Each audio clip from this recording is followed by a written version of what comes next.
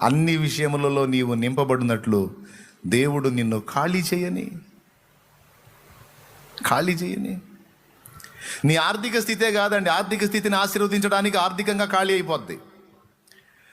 అలాగే వ్యక్తిగతంగా నిన్ను ఆశీర్వదించి అనేకులకు దీవెనకరమైన పాత్రగా నిన్ను చేయడానికి దేవుడు నిన్ను కూడా ఖాళీ చేస్తాడు.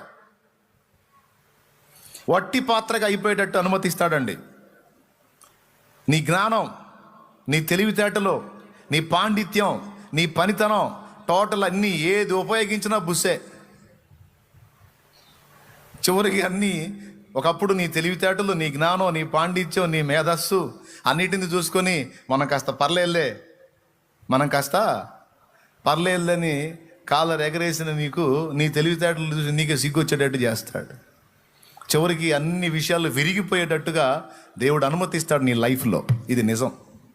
ఎందుకంటే నువ్వు దేవుని బిడ్డవి. ఆయన రెక్కల కిందికి వచ్చావు, ఆయన చేత ఏర్పరచబడ్డావు, ఆయన ద్వారా విమోచించబడ్డావు. నీ మీద బోల్డ్ అంత ప్లాన్ ఉంది, ప్రణాళిక ఉంది, బోల్డ్ అంత ఉద్దేశాలు ఉన్నాయి నీ విషయంలో.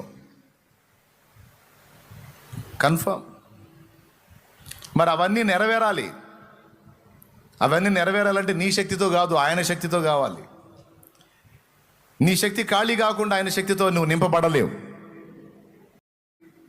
ఆర్థిక స్థితే కాదన్నా, అన్ని విషయాల్లో ఖాళీ అయిపోయాను. Don't worry. అన్ని విషయములలో నీవు నింపబడినట్లు దేవుడు నిన్ను ఖాళీ చేయని.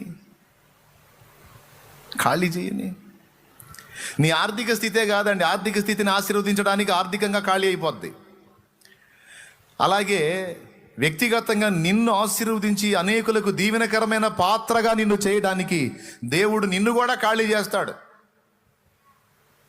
వట్టి పాత్రగా అయిపోయేటట్టు అనుమతిస్తాడండి.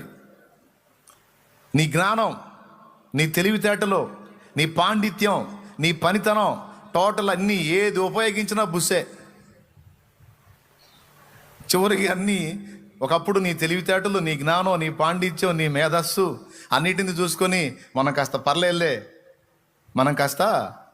పర్లేదని కాలర్ ఎగరేసిన నీకు నీ తెలివితేటలు చూసి నీకే సిగ్గొచ్చేటట్టు చేస్తాడు. చివరికి అన్ని విషయాలు విరిగిపోయేటట్టుగా దేవుడు అనుమతిస్తాడు నీ లైఫ్లో. ఇది నిజం. ఎందుకంటే నువ్వు దేవుని బిడ్డవి.